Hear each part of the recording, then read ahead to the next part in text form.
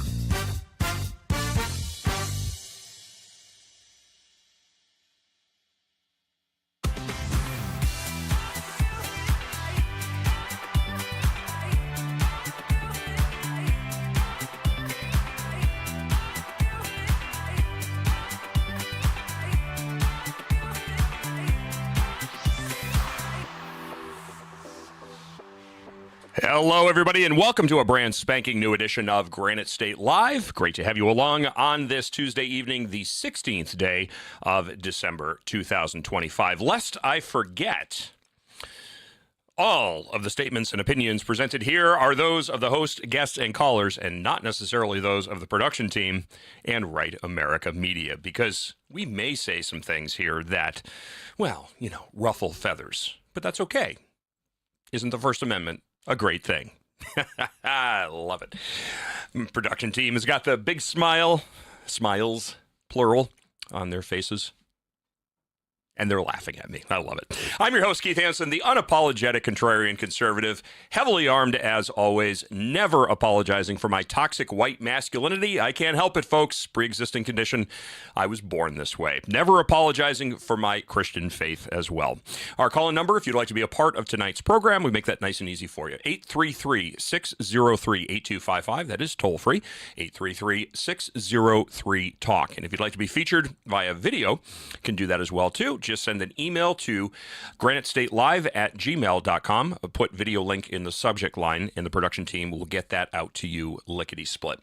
All right, we are not going to waste time this evening because we've got some important things to talk about. First and foremost, of course, everybody familiar with what happened at Brown University over the weekend. And then, I'm not going to say more importantly, but certainly tragically, the terrorist attack that occurred in Bondi Beach in Australia. Now, the Australian government wasting absolutely no time enacting more gun control. And if you are spending any of your time, which you probably shouldn't be, on social media, you're hearing the anti-gun crowd now screaming for gun control. It's all about the guns. It's all about the guns. It's all about the guns. I hate to tell you this, kids, but it's not about the guns. It's about defective human beings in our society. It's about how we, as a society, normalize and in many instances celebrate mental illness. We combine that with a healthy dose of pharmaceuticals, and then we create opportunities where we get to sit back, clutch our pearls, and just, oh my God, we virtue signal, shock and awe, and offer thoughts and prayers, because what we look at is the sum total of what we have created. Normalization and celebration of mental disorders and psychotropic drugs. Now, I'm not saying that this particular instance in Australia or in Providence, Rhode Island, was the result of psychotropic medications. It may be, maybe a combination of those things. Of course, Bondi Beach in Australia, that being a terrorist incident, not necessarily an active shooter incident. Now, what's the difference? Well, we're going to get into that. And we're also going to talk about what law enforcement does here domestically to address these issues. Now, there's the right way to go about this and the wrong way to go about this. But I have to be completely honest with you. When I see the Australian government saying it's a gun issue, it's not a gun issue. And more to the point, here in this country, I don't know if people are aware of this or not, but the whole notion to protect and to serve, great sentiment when it's written on the side of a police cruiser. But it's not the case. There are multiple, and we've talked about this time and time and time again on this show, and I think that's one of the reasons why I think people like me are just exhausted. We're tired of having this endless conversation with brain-dead, vacuous, vapid members of society that think that they have all the answers. Oh, we just got to ban guns. Well, that's exactly what Australia did, folks. That's exactly what they did. This is going back to 1996, as a matter of fact, when a gunman opened fire in Tasmania. It's come to be known as the Port Arthur Massacre. April 28, 1996. We don't mention the name of the gunman on the media, so we're not going to talk about that. But 35 people killed in Tasmania. So what did the Australian government do? They banned pretty much everything. Semi-automatic weapons, gone. With the exception of a hunting rifle, and I'm not talking about semi-automatic AR-15s, and we're talking bolt-action rifles, and in an extremely limited circumstances where people are permitted to have a bolt-action rifle or a shotgun. But your semi-automatic handguns and your semi-automatic rifles, AR-15s, AK-47s, things like that, no, there is no private ownership of any type of weapons system that even resembles that. Because remember, part of the anti-gun argument isn't about what the gun does, it's about what the gun looks like. Because things on guns can be scary. Carolyn McCarthy, going back to the late 80s, early 90s, when she was asked what a barrel shroud was, said, and I'm paraphrasing, but it was along the lines of, I think it's a shoulder thing that goes up. I don't know what it is. I don't know what it does, but I don't understand it. So we have to ban it. This is where a concept called Maslow's hammer intersects with another bias called the Einstellung effect, which basically produces the end result. If I don't understand it, it has to be bad or it has to be wrong. In my professional life, outside of media, doing high liability training, I deal with this all the time. Well, that's not how we do it here. Well, why? Because you don't understand it? And so therefore it has to be wrong. It has to be bad. This is a bias that every single person has. Well, I'm not going to say every single person, but I'm going to say people who, by and large, are ignorant. Because if you understand how biases work, you can at least proactively try to overcome them. I may be dealing with a bias here. Let me take a closer look at this to develop an understanding. Maslow's hammer is a concept that basically the easiest way to understand it is if the only tool that you have is a screwdriver, every problem becomes a screw. And so if it's the only way that I know how to deal with something, then it closes my mind off to alternates or other options. And the Einstellung effect is the simplest way to put it is this is the way that we've always done it. Why change it? It's just tradition-based inertia moving forward, but there's no critical thinking skills. And over time, as more and more and more people engage in these activities that are tradition-based but are purely inertia-driven, well, then we have a closed-minded nature. And that's exactly what these gun control arguments are all about. Now, NPR, and I'm reading from the headline from NPR here, Australia announces strict new gun laws. I don't know how you can virtually eliminate something from your society, but then turn around and continue to regulate and restrict it. But leave it to our friends down under because they're going to try to do that. Australia announces strict new gun laws. Here's how it can act so swiftly. We want to take a guess on how Australia is able to do what they're able to do so quickly? I'll give you 2 guesses, 3 guesses actually, and the first 2 won't count. It's because they don't have a constitution, and they don't have a Second Amendment, which at least in design and ostensibly prohibits the government from infringing upon your right to keep and bear arms. Now, where did these rifles come from that the father-son duo on Bondi Beach used? They were attending tactical training programs outside of Australia. So they traveled outside of Australia to get some kind of training. I don't know what kind of training it was. And then they acquired those firearms, and I guarantee you that it was illegal. So they obtained illegally a device that was already illegal and used those illegally obtained illegal devices to engage in illegal activity. Oh, but it's the gun problem. No. Because we've seen knife attacks. We've seen vehicular attacks. We've seen vehicular-borne and body-borne improvised explosive device attacks. See, here's the bottom line. If people want to kill you, they're going to find a way to do it. There is gun control in jail. There is gun control in prisons. Oh, well, we can't obtain a boom boom to take out somebody that we want to take out, so what do? We beat them to death with our bare hands, or we use edged weapons. Oh, but edged weapons are contraband. How do we get those? Well, we find things that can be modified illegally into an edged weapon. And then we used that illegally modified contraband to engage in yet another illegal activity. No, but it's the guns! It's not the guns, kids. And if you think for a moment that gun control is going to stop this, that somehow law enforcement is going to be there to help you, then you clearly haven't paid attention to legal precedent. And more to the point, you haven't seen what's happening in other countries. Now, I did not have time to get the video footage over to our production team, but one of the interesting scenes coming out of Bondi Beach were police officers that were hiding.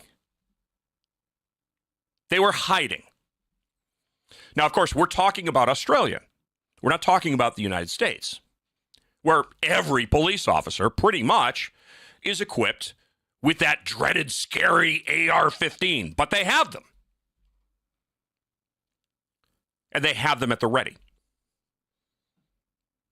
And in some of the more forward-looking states, I don't mean progressive, I mean forward-thinking, forward-looking, we have the right to keep and bear arms. Not every state. I would probably get sentenced to death for what I have in the back of my vehicle on a daily basis. But I can guarantee you that if something were to happen in a location that I happen to be, I have the tools, I have the training. As a matter of fact, more to the point, as an instructor, I have a very, very clear understanding. And I'm not talking about an NRA or USCCA bullshit instructor. I'm talking about law enforcement training. The knowledge and the tools to be able to act swiftly. And that's kind of what we need in this society. Because there's only one thing, and I've said this how many times? One, have I said, what is it that a criminal, a bully, a thug, or a tyrant respects and understands? Force. Force. Thank you. You think you're going to walk up to somebody? Well, you just have to be really skilled in de-escalation. I just had this conversation with a group out in Seattle, Washington, of all places, this morning. Most of you don't understand how de-escalation works. This particular organization that I was talking to was looking for the secret words to say at the right time.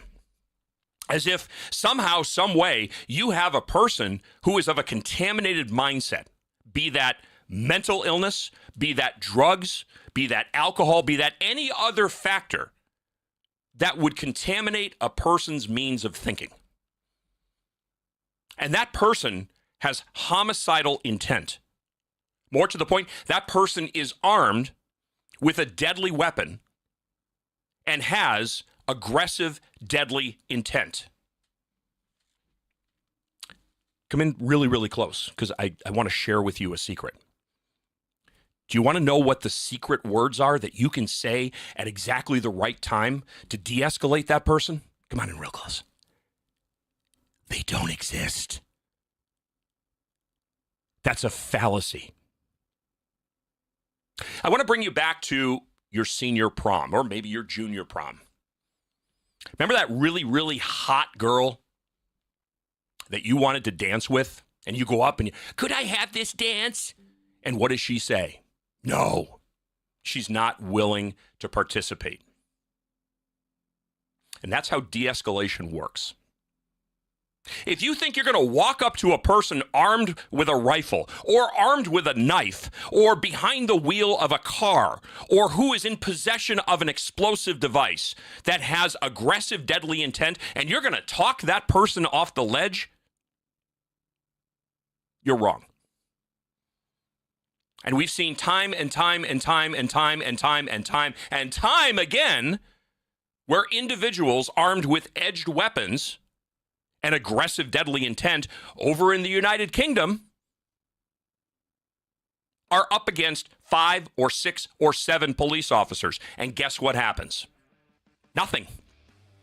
Nothing.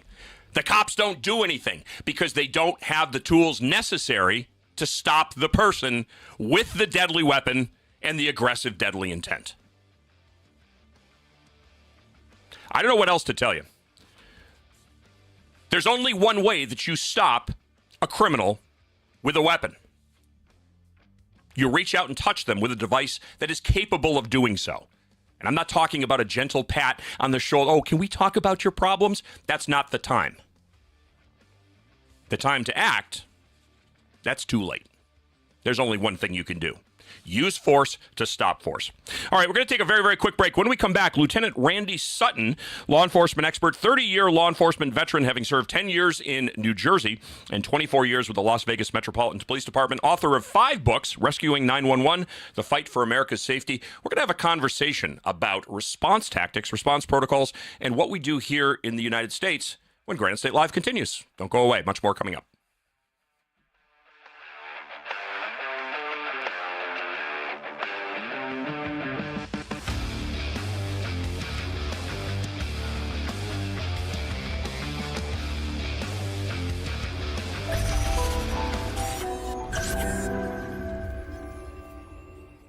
New Hampshire Republican Governor Kelly Ayotte has been making a lot of noise about how she's funding education. The Republican budget she just signed provides more money for education than ever before. She even bragged the other day that New Hampshire is top 10 in the country when it comes to funding our children's education, as if giving money to school systems has anything to do with learning.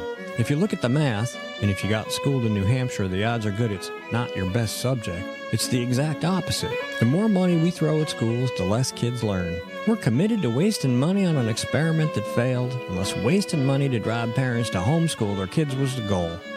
We prefer to pick on Democrats, lower hanging fruit and all that, but our rhetorical woodshed doesn't discriminate. If that sounds refreshing, you need to check us out. This is Steve McDonald for GraniteGrok, and we'll keep shining the light on them for you.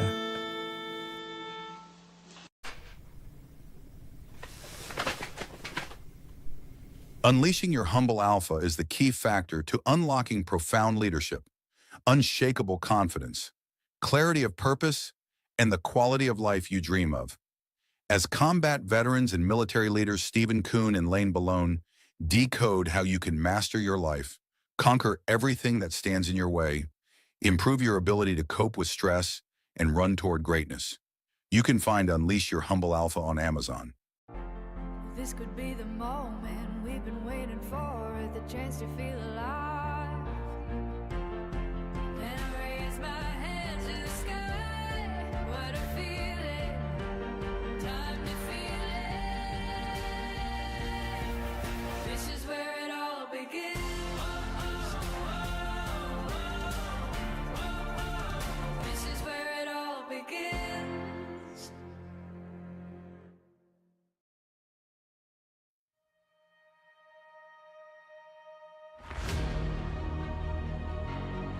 In a nation divided, in a time of shadows, and rises a call that echoes through every valley, every church, every heart that still believes in truth. For Christ and Country tells the powerful story of conviction, courage, and unwavering faith in the face of opposition. It is the story of a man who refused to bow. In these pages, you'll witness a modern struggle for truth, a stand not just for one man, but for every American who believes that faith still matters. From author Drew Thomas Allen comes a stirring tribute to courage, sacrifice, and the unshakable hope found in Christ. This is the time. This is the fight. This is the story of a nation worth saving, for Christ and for country.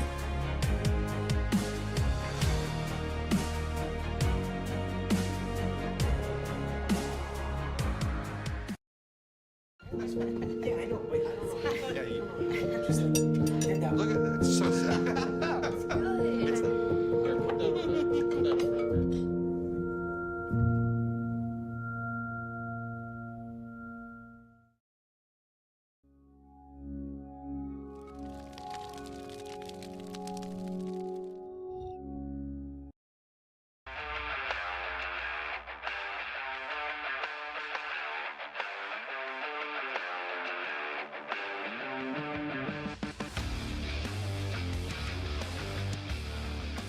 All right, welcome back to Granite State Live. All right, we've got a small little hiccup here. Randy Sutton was supposed to join us, and we just got a message that unfortunately he had a situation that came up. He is not going to be able to join us on this episode, but we're going to reschedule him. So we're going to take a very, very quick commercial break. Again, sorry about this. Just about 60 seconds so that we can get connected with our next guest.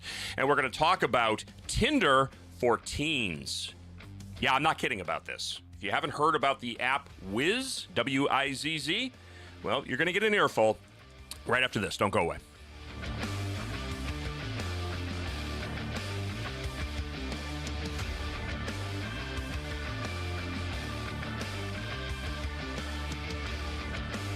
You know,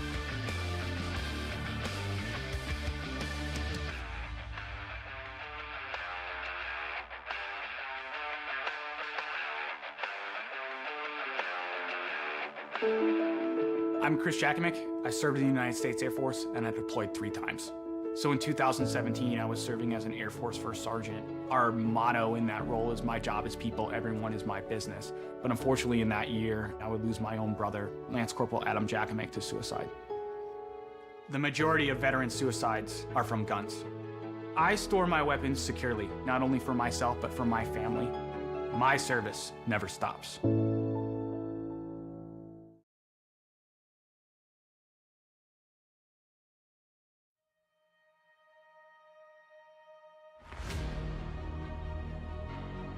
in a nation divided, in a time of shadows, and rises a call that echoes through every valley, every church, every heart that still believes in truth.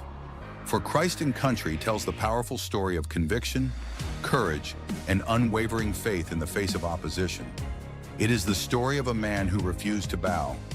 In these pages, you'll witness a modern struggle for truth, a stand not just for one man, but for every American who believes that faith still matters. From author Drew Thomas Allen comes a stirring tribute to courage, sacrifice, and the unshakable hope found in Christ. This is the time. This is the fight. This is the story of a nation worth saving, for Christ and for country.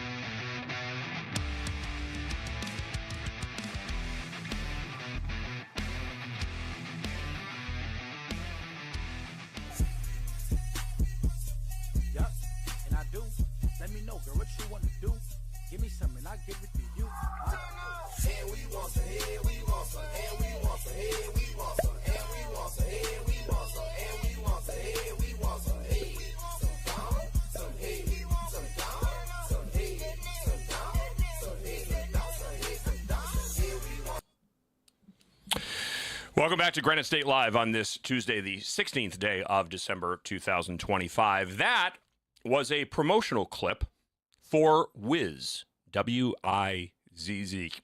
Now, what's wrong with that, you would say? If I told you that that was a dating app that permitted 13, 14, and 15-year-olds not lying about their age and posing as 18 or 19, but willingly allowing 13-year-olds to create profiles on that. It's a dating app. It's a hookup site. But yet, big tech thinks it's appropriate to sexualize your children, which is what they've gotten very good at. Oh, and when people now push back, oh, well, we put safeguards in place. We make sure that your kids are safe. No, they don't make sure that your kids are safe. They make sure that the kids get what they want because ultimately the big tech gets what they want, which is more of your money. Talk about sick and depraved.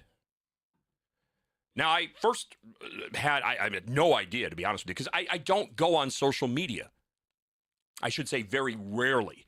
I mean, and I'm talking maybe like periodically I'll check if I message somebody on Facebook over media things, but I don't scroll feeds. I don't spend hours on TikTok and everything else. I mean, you've heard me say many, many times, TikTok is the congregating place for the stupidest human beings on the planet, and I maintain that position.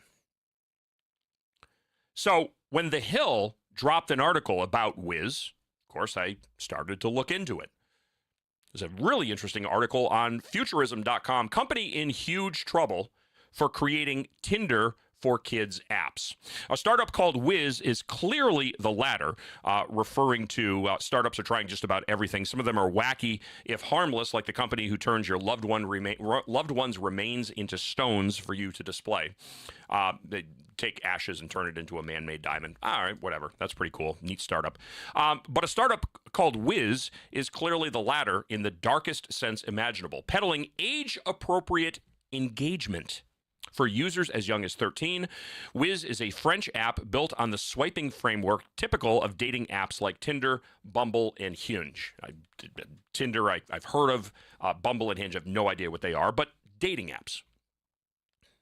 And of course, now come the pedophiles. Okay. And again, reading from the article, given the massive rise in child predation enabled by social media, that's a huge responsibility, and one Wiz, has fallen way short of. Though it's meant to connect kids with others their age, in reality, it's become a mechanism for predators to meet underage victims. As noted by staffers at the National Center for Exploitation, writing for The Hill, Wiz has been implicated in predictably stunning number of child sexual abuse incidents. Though the app claims to use, quote, sophisticated AR safety algorithms for age verification in order to sort users by age, real-world examples show these safeguards aren't enough to deter child predators. In Hawaii, an 11-year-old girl who had been sexually assaulted by an active-duty U.S. Marine told police they had met on Wiz. Despite the app's ironclad policies, the 19-year-old perpetrator posed as a 15-year-old, which the app's AI safety algorithm failed to catch. Now, The Hill chronicles one of their editors going onto Wiz and creating a profile that allowed them to see and message 13, 14, and 15-year-old kids. And big tech thinks this is okay, right? Because, well, you know, you as a parent, you just have to get with the times. You know, remember the whole intersection of Einstein effect and Maslow's hammer? Well, you know, if it's something you can't understand, then, you know, it's your own fault. This is absolutely disgusting where we have come as a society. Bianca Davis is an expert on sex trafficking. She's the chief executive officer of New Friends, New Life, a nonprofit that restores and empowers trafficked and sexually exploited teen girls, women, and their children, and drives awareness of the issues and its prevalence. Bianca, thank you so much for joining us. When you see that video clip, when you see the advertising campaign for Wiz, that is ostensibly geared towards the teenage crowd, what's your first thought that comes to mind? Yeah. Well, first of all, thanks for having me on the show. I will say that the ad, the images, it's very, very alarming and concerning because we serve women and girls who have been trapped in this life of exploitation and trafficking. And what we know is the online grooming, the online exposure to potential traffickers and predators has increased significantly over the last several years. So this presents as another avenue and opportunity for these master manipulators to infiltrate the minds and environments of children. So it's very scary and concerning when we see yet another open door for the crime of trafficking to potentially occur. I think one of the things that we need to clarify, Bianca, is exactly what trafficking is, because people think that trafficking is the literal transportation. So if I have a bunch of Asian sex workers in the back of a U-Haul van and I'm moving them from point A to point B, that's sex trafficking. But your child, people who are watching this program right now, they could be sitting at the dinner table tonight, looking across the table at their child who is being actively trafficked, and they may not even realize it. So can you clarify for us exactly what trafficking entails and break some of the misconceptions about what it is and what it is not? Sure, you're so right. I'll never forget there was a retired police officer out of Pasco County, Florida, who said that the most dangerous place for a child to be is in their bedroom with a cell phone. So, to your point, when we think of trafficking, we conflate that with physical movement. We assume that it's happening to people in foreign countries and it involves you being kidnapped or tied up in a basement. And the federal definition of trafficking is the use of force, fraud, or coercion to compel someone to commit a sexual act. You could have grown up in the same zip code, have never left your community, and still be a victim of this crime as an adult. Now, if you are a minor, you don't even have to prove force, fraud, or coercion. If children are engaging in sexual acts, that is automatically a crime. But I think the biggest myth that we try to debunk is this assumption that we're looking for white vans in a parking lot and it's going to involve a kidnapping, when in reality, especially here in the United States, children, women, men are trafficked by people they know and love. Children are trafficked by their parents who may be selling them for a drug habit. They are trafficked by who they think is a boyfriend or someone who cares about them. And to your point, they're coming home every night and they're in trouble, and parents don't realize that. And that's what makes the internet and the apps such a potentially dangerous gateway, because the online grooming is happening, the sextortion is happening. And to your point, they're at the dinner table the whole time.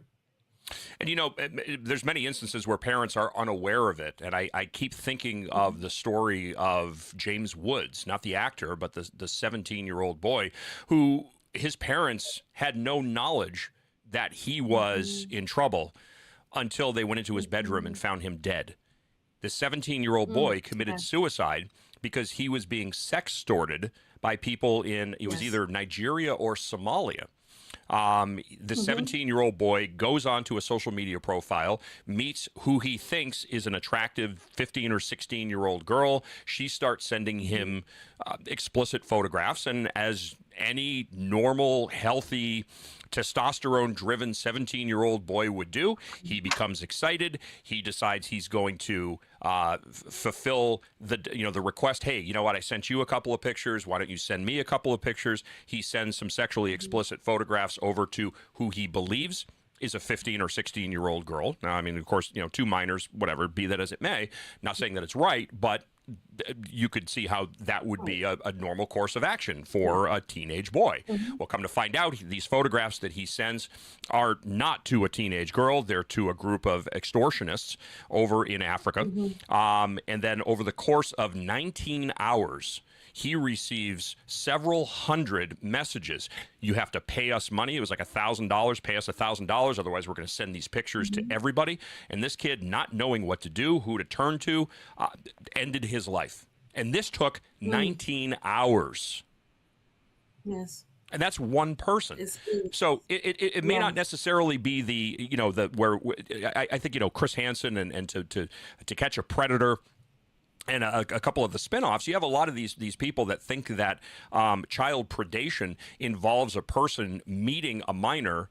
Specifically in a physical context that will culminate Right. in an illegal sexual assault. But the sextortion thing, I think, is also a major issue here that doesn't get the attention that I think it should. Yes, yes. And so the National Center for Missing and Exploited Children, they also run a cyber tip line. And I just took a look at that. In 2024, there were 546,000 calls into the tip line reporting online enticement and sexploitation. And so that's a 500,000 calls, which was a 192% increase in the year before. And so we are still having the same very dangerous and sometimes deadly results of this crime in the form of sextortion and online exploitation, as we would if there were a physical instance of trafficking in person, and maybe even more so because you don't have the restrictions of distance. Mm-hmm. You immediately take out the distance, the protection of time and location when you're able to do it online. So it's definitely concerning to see it potentially being normalized through apps like these that make the opportunities easier to hook up and connect virtually. And it can potentially cost our children their lives. So it's alarming and concerning, and it makes the fight against the crime of trafficking that much harder. So, I mean, what would you suggest to parents? My personal suggestion would be get your kids, first of all, you're 13, 14 years old, you don't need a cell phone. I have two stepchildren, 9 and 13 years of age. Even the 13-year-old wants a cell phone. Not going to happen. You are not going to get a cell phone, period. It's not going to happen. Why? It's not that I don't trust you. It's that I don't trust your ability at 13 years of age to be able to make good decisions just because of experience and the fact that you have some very psychologically shrewd predators out there. Roblox, perfect example. You hear kids playing Roblox, and Roblox, you have child predators on Roblox. They're facing multiple lawsuits because child predators are offering, in exchange for basically valueless game tokens that are only valuable within that ecosystem. Hey, if we'll send you game tokens if you send us naked pictures of yourself. Go get mom or dad's cell phone and send naked pictures of yourself. And this is to 9 and 10-year-old kids. So how can a parent stay vigilant? Yes, and so with the way that the internet and social media is so integrated into our society, I mean, even in schools, there are teachers that are putting assignments online, right? And so children are almost forced to interact with the internet. But what we tell parents all the time at New Friends to Life, there are two main things that we encourage parents to do to help keep their children safe. And the first is to make sure that your child knows that there's absolutely nothing that they can do that would make you turn your back on them, because the trafficker, the predator, is banking on that fact. He's banking on the fact that if your child has sent the photos or engaged in conversations, he can threaten the child and say, if you don't do the next thing, I'm sending these photos to your pastor, to your principal, to your parents. They're never going to accept you. And in their underdeveloped brain, our frontal lobe isn't developed until the age of 25. So you're absolutely right. A 13-year-old isn't capable of making the best decisions in every situation. So that child is thinking, I've done the absolute worst thing and I might as well keep going because I have no way out. So we tell parents to keep that line of communication open so that your child knows that if they run away, if they are engaged in something, if they fall down this path, that it doesn't mean that it's the end, because that's one of the biggest weapons as a parent that you can have to keep your child safe, to break the mental hold, the psychological hold that the trafficker tries to put on that child. And the second tip is you have to find ways to engage. You have to know that behind some of these apps, many of them are a facade to communications and interactions that you may not think are happening. And you have to engage and monitor as much as possible what those conversations are like. I'll never forget around the time of maybe in 2020, not shortly after the pandemic, the shutdown had started, there was a a middle school principal in New York State, a middle school history teacher in New York State who was grooming a 14-year-old girl in Tampa, Florida. He had an online relationship with her. He flew to Florida, convinced her to leave her parents' house, and he sexually assaulted her. Thankfully, she did go back home and tell her parents, but they had absolutely no idea. They thought that their baby girl was safe. And so you have people that are pretending to be good guys and they have the worst intentions and they're hiding behind these apps. So parents have to find ways to engage and have those conversations with their kids. It looks like a calculator app, but it's a chat that disappears within 24 hours. Or it's like this Wiz app. It's under the guise of just general conversation, but it can be a predatorial site for traffickers to manipulate our children. So engagement and open lines of communication. I think the open lines of communication and establishing from the earliest years that sense of trust. You can come to us with anything. Reading from an article about James's situation, quote, James's predators falsely told him he would face jail time for sending nude photographs, that his parents would stop loving him, and that he would never be able to run track again or go to college. In the next 19 hours, they would send James more than 200 messages, a technique predators use to instill a sense of urgency and prevent giving the victim time to think or reach out for help. And I think that's absolutely critical. That's where, and this is the end of the world. Oh my God, mom and dad are going to find out that I sent, nude pictures to somebody. I'm going to get grounded for a week. I remember back in the late 80s when I was in high school. And you had MAD, both MAD and SAD, Mothers Against Drunk Driving and Students Against Drunk Driving. There was a contract, and maybe it's time to reestablish something like this. The contract that if I ever find myself in a situation where I'm trying to make a decision, I've been at a party, I've been drinking, I don't want to call home because I know I'm going to get in trouble. The contract between the parents and the child was, if you ever are in a situation where you're unsafe, call us. You're not going to be in trouble. We'll have a conversation about it later, but we will come and get you. And it was that contract for life that MAD put out. Maybe it's time to do the exact same thing here, where if you ever find a situation where you are being pressured to do something that you know in your gut is wrong, that you will come to us. We will not judge you. You will not be in trouble. We will be there to help you. Or find another trusted adult. Find a guidance counselor or a teacher or a police officer or a pastor or a priest or a trusted adult that you can go to, because ultimately this is wrong and we want you to be safe.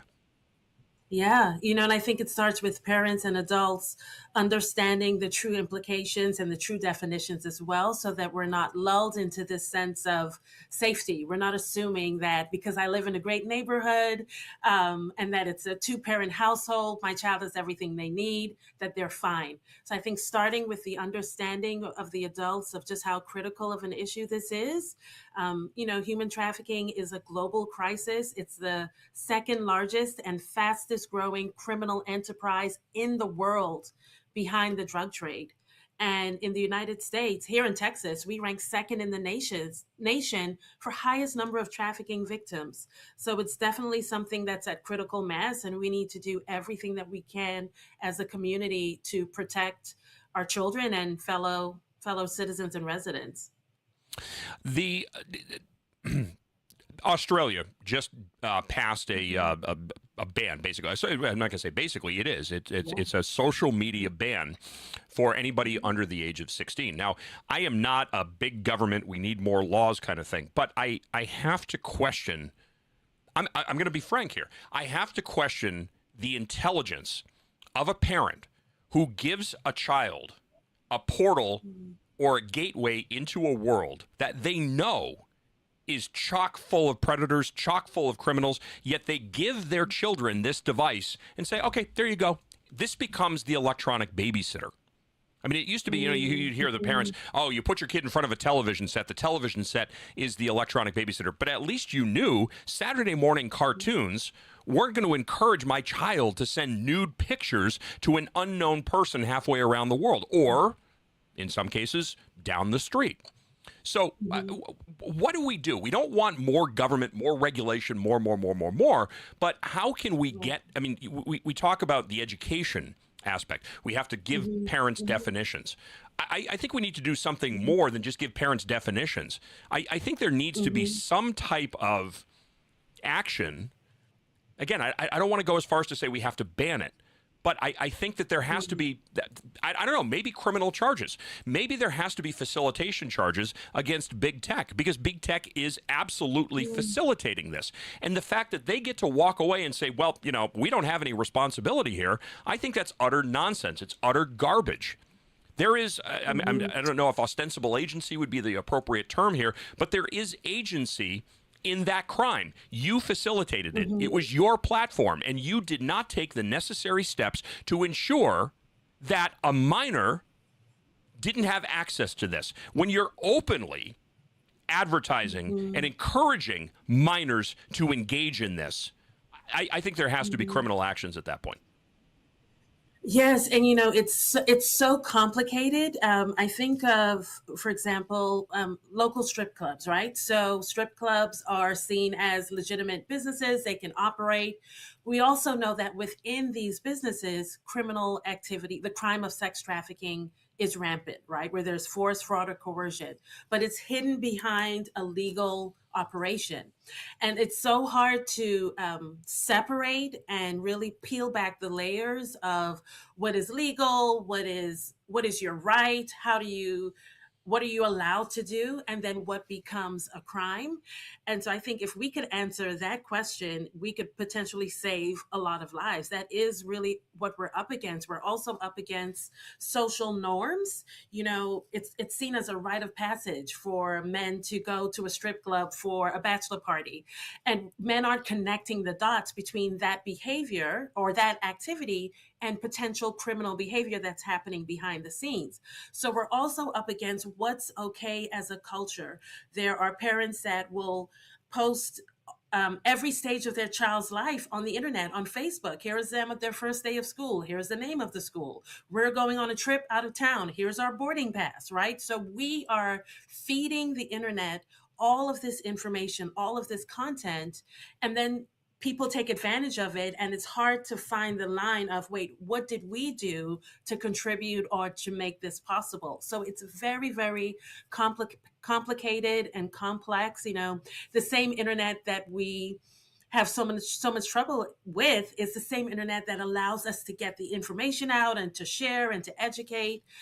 And so I wish we had a simple answer for that, but it is really at the heart of how this crime has been able to explode in its prevalence, is the access that's happening online. It's really been devastating to the fight. I absolutely agree, and I think that this is a topic that deserves a lot more than 25 minutes, to be honest with you. I would very, very much like to get you back on a future episode to have an expanded dialogue about this. And again, I would encourage your organization. I mean, hell, we'll do it here. That contract between parents and kids, I think it's something that needs to be resurrected. Matt had a great idea when it came to drunk driving.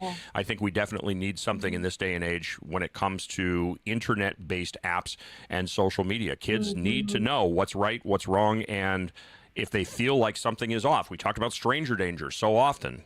We have to apply that definitely to the faceless strangers, or even those that are posing as friends on social media. Bianca, I want to thank you so much for your time tonight. Bianca Davis, you can read more about New Friends, New Life at newfriendsnewlife.org. That's newfriendsnewlife.org. Thank you again for your time. God bless, and we'll talk soon. Thank you so much. Thank you. All right, we're going to take a very, very quick commercial break. When we come back, we're going to check in with Salvador Litvik. He's the author of Let My People Laugh, the greatest Jewish jokes of all time. But we're not going to be telling jokes. We're actually going to be having a conversation about an uptick in violence against members of the Jewish faith. That and more when Granite State Live continues. Don't go away.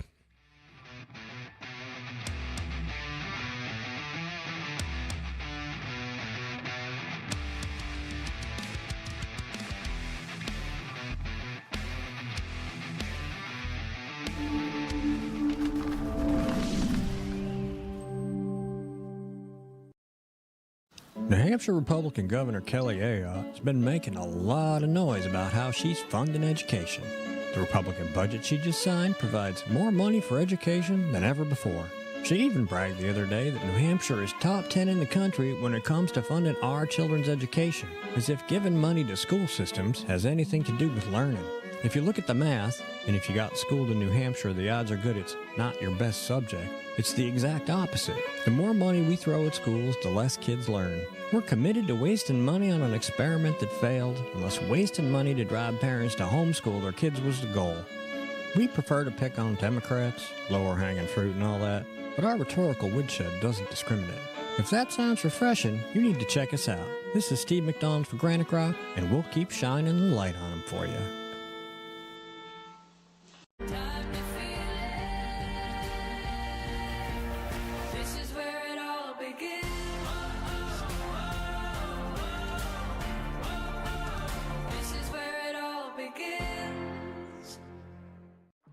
How do you know when you've made the right decision?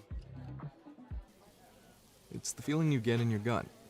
The one that tells you what's right or wrong. It's the one that says, sure, I can have a drink. Or the feeling that says, okay, I've been drinking. Now what? It's the voice inside you that says, I'm buzzed. Better leave the car when it's time to go. Plan ahead. Catch a sober ride. Buzz driving is drunk driving.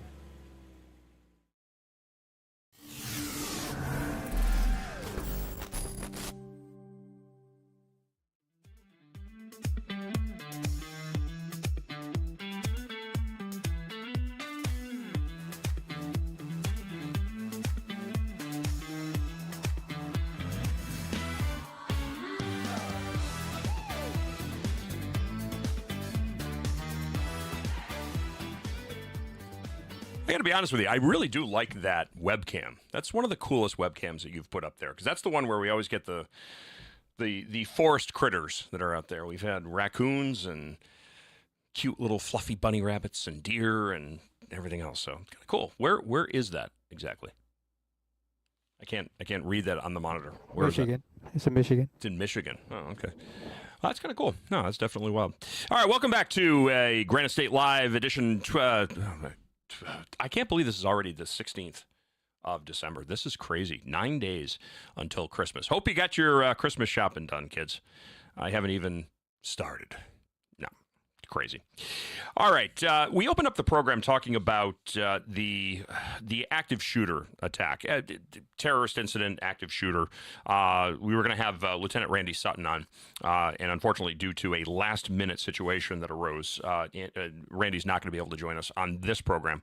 We are going to get him onto a future program as well. And just a reminder, next week, being Christmas, we will not be doing a live. We'll do a best of next week, and then we'll be back on Tuesday, the 30th, in kind of a 2025 in review, which is kind of amazing, thinking that we're already at the end of 2025. Crazy, but true.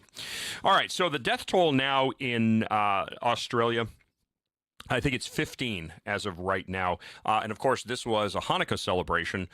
Two Muslim terrorists armed with, I don't know how they get guns in a country that ostensibly has banned pretty much everything that goes bang, but that's exactly what they did.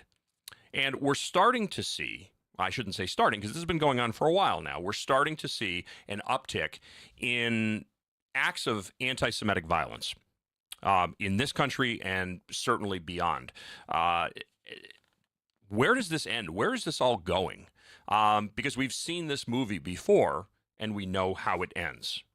So to have a less than candid conversation about this, Salvador Litvik, author of Let My People Laugh, the greatest Jewish jokes of all time. I kind of say that with a smile, but we're not here to tell jokes. We're here to have a serious conversation. Maybe we'll pepper a couple in there. But I'm going to let you do that. God forbid I get accused of being an anti-Semite, which has happened before. Because being a conservative, I must hate everybody. But no, absolutely not. Welcome to the program, Sal. Appreciate your being here. Great to be with you. Thanks for having me. Listen, this is, like you said, it's a movie we've seen before. It's the oldest hate that there is. And I'm actually wearing my different hat today. I did write the book, Let My People Laugh. I'm also a movie director in my movie Guns and Moses. is available now for people to watch at home. It's a big screen thriller with Christopher Lloyd, Dermot Mulroney, Neil McDonough, and Mark Feuerstein about Jews under attack who fight back. So this rise in the threat level to the Jews, and I'm an Orthodox Jew, a religious Jew. I wear a kippah. When I go to synagogue on Saturday, I'm wearing a black suit and a black hat, all of which is to say I'm a visible Jew. Mm-hmm. And in our visibly Jewish community, we've been aware for some time that it's not just talk, and that when your enemies say they want you dead, we believe them, and we take precautions and we take it seriously. And, religious Jews tend to be quite politically conservative, and many of us carry. And we feel that we need to, and we do the training that goes along with that. Australia is a place that has not stood up for its Jewish community at all. There's been calls for this globalized intifada, justifying acts of violence against any Jew that moves. The Jewish, I know quite a few Jews in Australia, and they have felt, the rising threat level and the government doing nothing to help them, to protect them. So this danger is real. It's something that we have to take seriously. It is not getting better. It's only going in the wrong direction.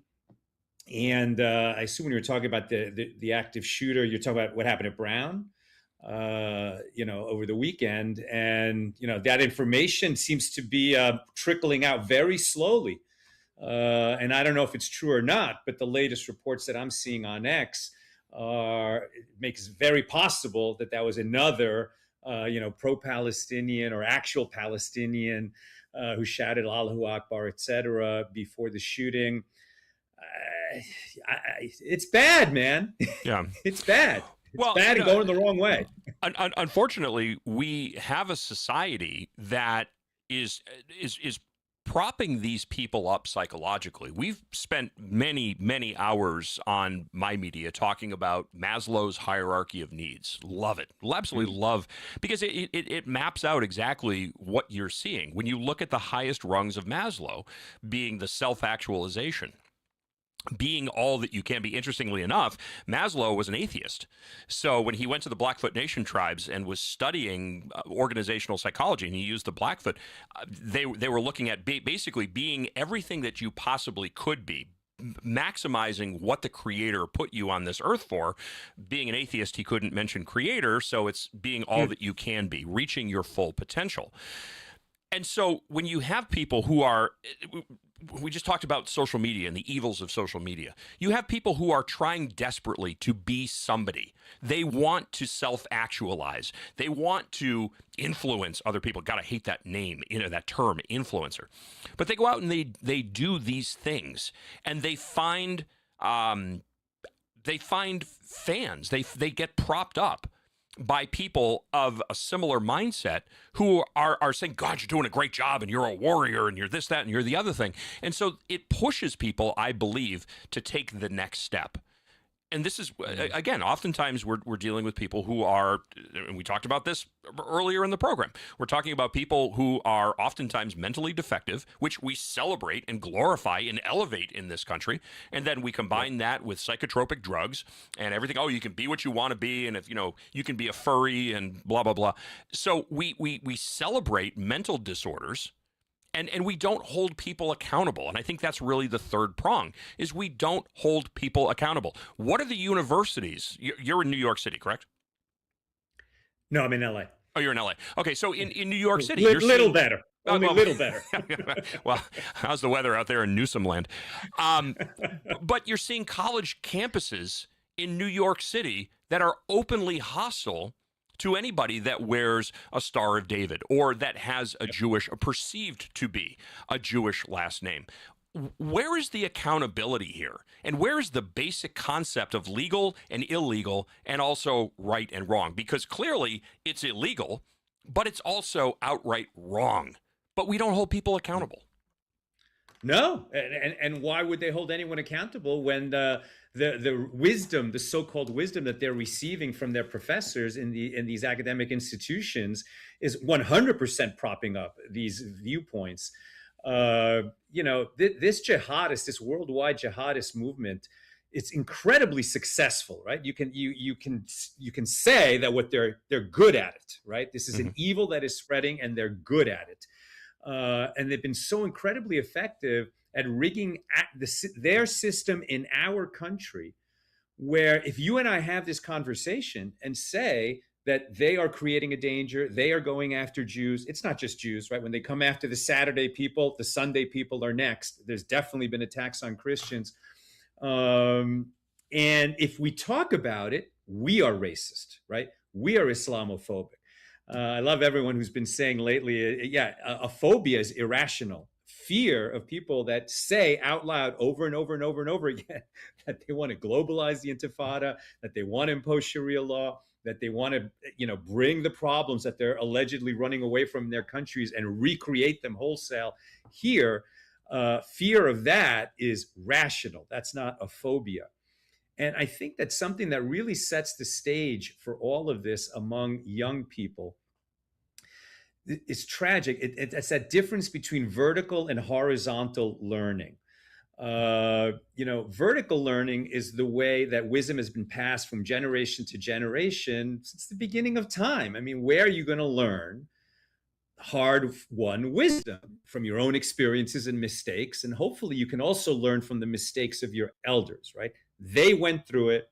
And so traditionally, right, a grandparent would pass on to a grandchild, hey, I learned this, this works, this doesn't, this is a good idea, that's not, look at the mistakes I made. And you get wisdom vertically from the generations before you that have, learned through hard-won experience. These days, young people don't do that. They look horizontally in their social media, and what everyone their age in their echo chamber agrees on, that's wisdom. And you could go so far askew, so far awry when you are seeking wisdom from the people in your own group, and especially in your own echo chamber, who just back each other up. And like you say, so these people come up with, just reprehensible views about violence and how to scapegoat their problems on a group that's always been scapegoated. And the next thing you know is violent attacks on the Jews. And like I said, it won't stop with the Jews. It never does. So the online publication ChristianPost.com, and not necessarily towards the Jewish population, but to the Christian population, more to what you spoke about earlier. Quote, a religious freedom advocate is warning of a potential for another Christmas massacre in Nigeria as Christians in the country continue to experience targeted attacks on an unprecedented level. This is something that we see year after year. Of course, Hanukkah, in such a close time proximity to Christmas, that you're seeing the Islamists that are targeting both Christians and Jews as well. Yeah. And it doesn't seem like we take this seriously. Emboldened by, Mayor-elect Mamdani's win, you're starting to see a lot more Islamic candidates that are announcing candidacy for local positions as well as state and even federal seats. So that creates, I think, a very alarming situation. And Robert Spencer from Jihadi Watch has been a great personal friend of mine. He's been a frequent guest on my media. And we've had extensive conversations about the dangers of radical Islam, both to the Christian population and to the Jewish population. And the American population. It is yes. Well, absolutely, because they are pushing for Sharia law. This represents an existential threat, but it's so much easier to turn around and take the woke position. Oh, you're a racist and you're an Islamophobe. No, I'm a pragmatist. The glass is neither half full nor half empty. There's water in the glass. And if there's something that's poisonous in that glass, I think we owe it to ourselves as a religious organization, as a religious sect, both Christians and Jews. And we also owe it to ourselves as a nation and as a society to take a pragmatic look at what we're dealing with and say there is an existential threat to everything that makes America great. If your enemy tells you he wants you dead, believe him. Believe him. Look at what's happening in the United Kingdom. City after city after city is fallen. You got the no-go zones in London. It's happening in Paris, of course. Germany, not quite as bad yet, because, with their history, they've got so many laws in place to protect what Jews live there. And so the Islamists haven't got quite the foothold in Germany, but they're getting it. They're getting it. It's gaining. The Scandinavian countries. I mean, it's not safe for a woman to walk around in those Scandinavian capitals in many parts of those cities. And this guy, Mamdani, I mean, this is an actor cast for a role. This guy has no experience. He's just like a handsome face and a smile, and he's saying all the right things that young people want to hear: free buses, low rent, forgiving student debt, etc. All the promises the communists have always made in order to get into office, which they, by definition, can't keep. There's not enough money in the world for that. But then they start consolidating their power and putting into place their policies. You look back at the Iranian Revolution in 1979. The Ayatollahs worked with the useful idiots in the universities who thought that they were bringing in a socialist revolution, perhaps even a communist revolution. But as soon as they seized power and the young people said, okay, we're going to share power now, right? We're going to make this workers' paradise. And the Ayatollahs just killed their leaders, shut up the rest of them, and there was no more socialist revolution, no more socialist movement, no more opposition of any kind to the rulers who created the number one state sponsor of terror around the world. That's how it works. So Nigel Farage, perfect example. Nigel Farage taking a very Trumpian approach to running for prime minister. But what's interesting here is that he's gaining a lot of traction. And one of the things that Farage has said is that upon his successful win and appointment to prime minister, that a Trump-esque deportation of Muslims from the United Kingdom, that's going to be priority numero uno for him. Do you think Farage stands a chance here? This is the country that voted for Brexit. Right, so things are possible in England, and if you look at Tommy Robinson and what he's put together, that coalition, the demonstrations, I mean, I think there's a lot of British people who are sick of it. Right, they're absolutely sick of it. I don't think they care so much about the Jews. You know, it's funny. It used to be a saying in England that what is anti-Semitism? Right, it's hating the Jews more than is absolutely necessary. I mean, it's not a great Jewish-loving people, the British, although there have been wonderful Jewish communities in England for a long time. But the alternative, right, and the presentation of yes, there are moderate Muslims. There are many moderate Muslims, but the people who are taking over city by city in the UK, they're not moderate Muslims, and they're not looking to just live side by side. They're looking for a takeover. They say so. And so when now you've got British people, singing as an anthem, like a soccer anthem, you can stick your Palestine up your hole. You're talking about a serious uprising from the people against this kind of Sharia law takeover. And so I think that Farage has a good chance. I want to bring it home here because one of the things that we've talked about extensively on this program is the Judaic principle of tikkun olam. Now, I'm going to do my best to kind of explain this, but basically it is a Judaic principle that is do your best to leave the world a better place than what you found it. Is that a fair summary?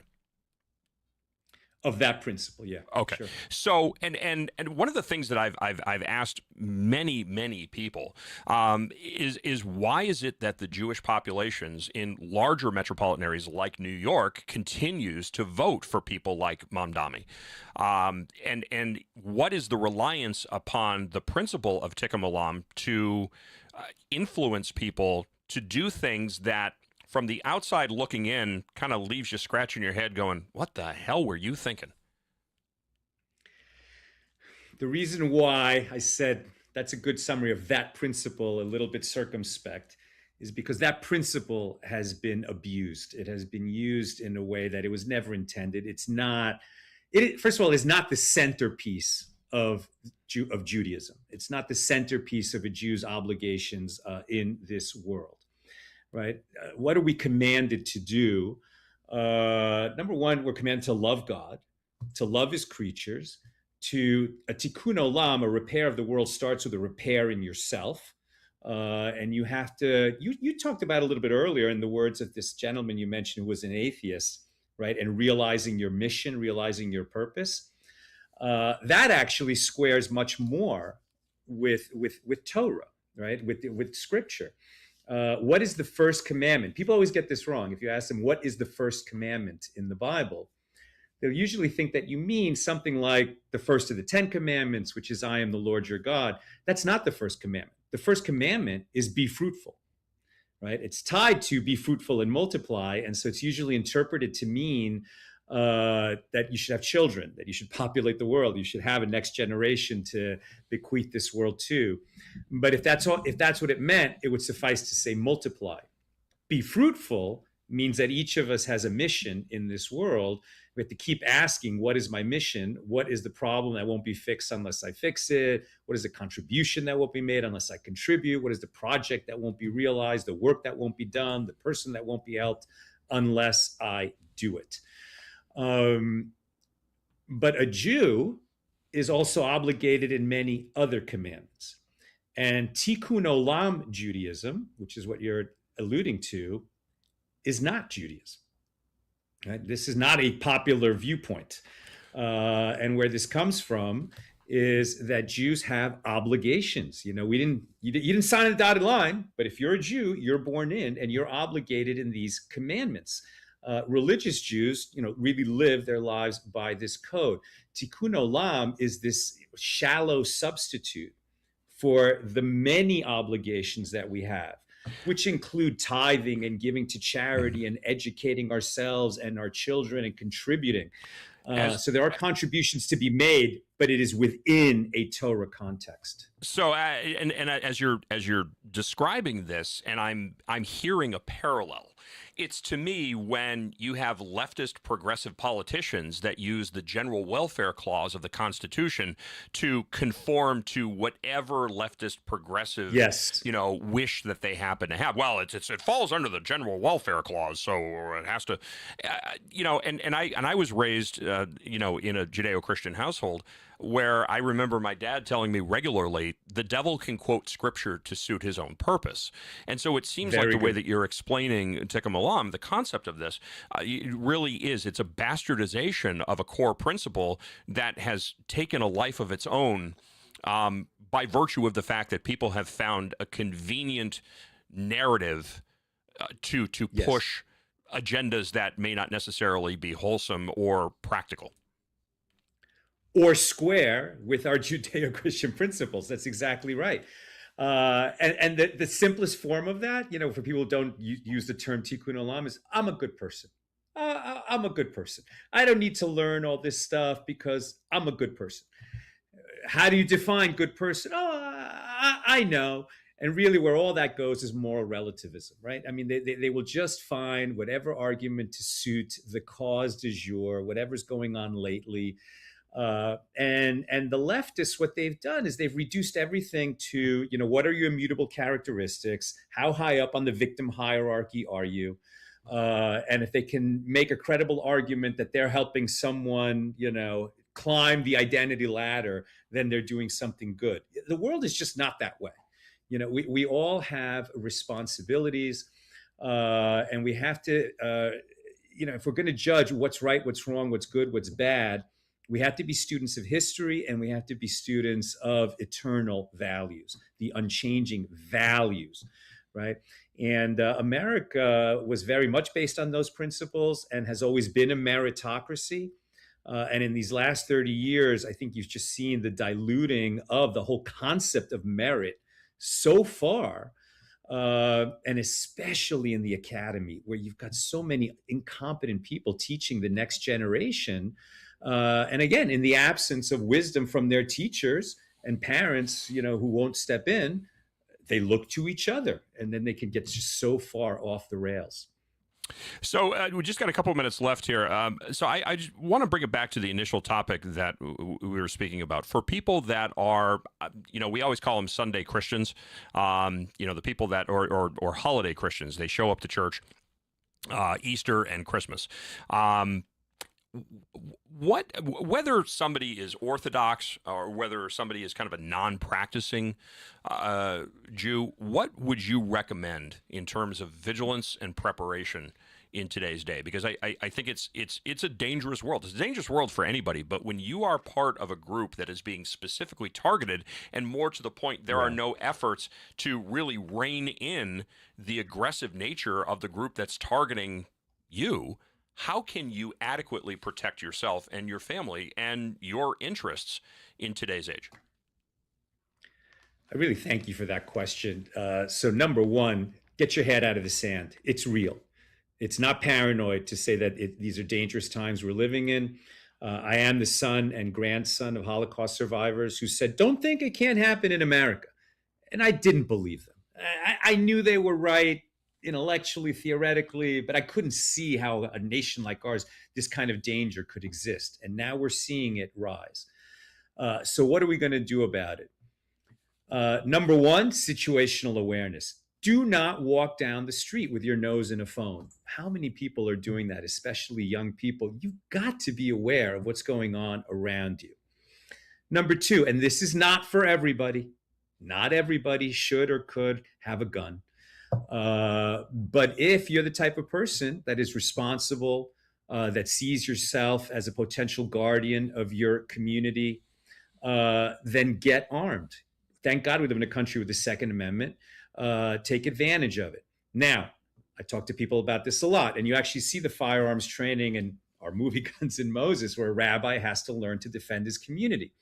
And unlike most Hollywood movies, when a person needs to learn how to shoot, puts 5 tin cans on a fence, and 20 seconds later he's a dead shot, it's very difficult to shoot safely and accurately under pressure. It takes a lot of training. So if a person buys a gun to defend his family, his community, puts it in a drawer, and thinks that he's done something, he hasn't, right? You need to train with it over and over and over. You need to get instruction from experienced professionals, not just in a little booth at the range where you pick it off a table, shoot and put it back down.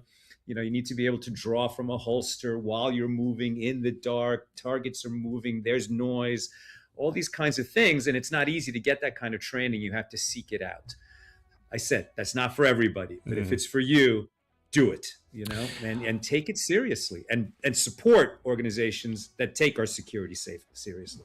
Absolutely. So before we sign off here, you are the author of Let My People Laugh, the greatest Jewish jokes of all time. I have one, but I'll tell you mine if you tell me yours first. Okay. We have a couple minutes. Go ahead. This is one of my favorite. Fella has always wanted to meet Neil Armstrong, and he finally gets his chance. The astronaut, he says, Mr. Armstrong, when you walked on the moon, the first person, you uttered those famous words, one small step for a man, one giant leap for mankind. Was that planned or spontaneous? And Neil Armstrong says, I'm going to tell you the truth. That's not what I said. I said one small step for man, one giant leap for Manny Klein. Manny Klein? Who the heck is Manny Klein? When Mrs. Armstrong and I were just starting out, we were very poor. We lived in an old building with thin walls, and we could hear everything going on. Mr. and Mrs. Manny Klein, including Manny's nightly request for something special in the bedroom, to which Mrs. Klein would always reply, Manny, you'll get that when a man walks on the moon.